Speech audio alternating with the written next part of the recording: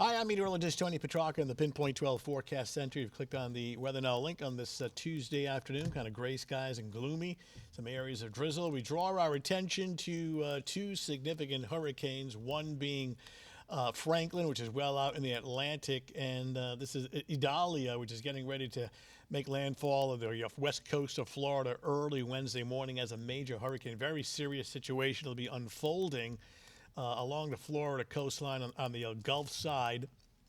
Meanwhile, taking a look at Franklin, winds are at 130 miles per hour. The upside to this big hurricane is that it's anticipated to stay offshore, but what it will do is bring some heavy surf, dangerous surf, and some rip currents along our coastline over the next couple of days, even though the storm itself is far out at sea. This is Idalia getting stronger, getting better organized. Unfortunately, this is a high-resolution black and white satellite photo. It's got a lot of detail, but it clearly shows the storm getting stronger. You're starting to see, certainly a well-defined circulation, and there's the west coast of Florida and Tampa. At last check, now Cat 1 hurricane, but only anticipated to get stronger in the next 24 hours. We can overlay the radar, and you can see well in advance of the storm itself, you're getting these bands of heavy rain now coming in on the Florida west coast. So it's not just the wind, but very heavy rain.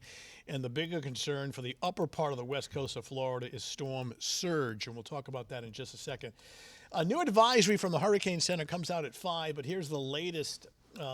Winds now at 90 miles per hour. It's moving to the north at 15, and the forecast track makes it as a Cat 3 landfall early on Wednesday morning, and this is what we call the Big Bend area of Florida, right in. Let's see if I can get this arrow in here. Nope. Okay. Well, that red area is where the hurricane warning is, from Tampa all the way to Panama City to the south of that. In yellow, it is a tropical storm warning. So landfall early in the morning, and then crossing back out over the Atlantic later in the week as a weakening tropical storm, curling back and staying well to the south of New England.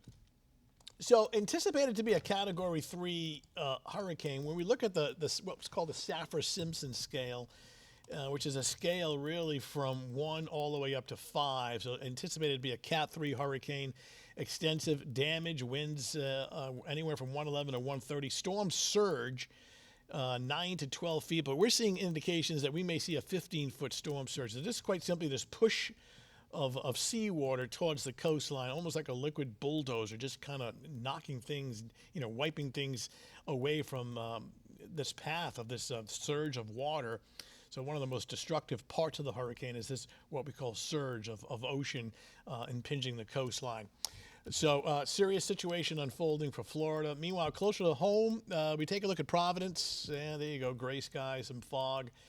Not a lot of rain, but there's been some mist and drizzle within the last hour. We're recording this as of 3:30, almost 4 o'clock. So our threat tracker low for tonight, we're going to elevate it on Wednesday. This is more so due to the ocean, the dangerous waves and rip currents, though we will see a passing shower or thunderstorm. It's not associated with Hurricane Franklin. We'll stay in alert for Thursday for the surf advisory, even though it's a breezy, bright day. Sunshine returns, with the big waves along the shoreline will linger.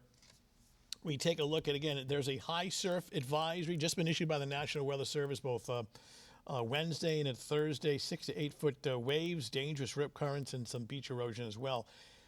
Stay off the rocks, stay off the jetties, stay out of the water. The water is dangerous, unfortunately, next couple of days.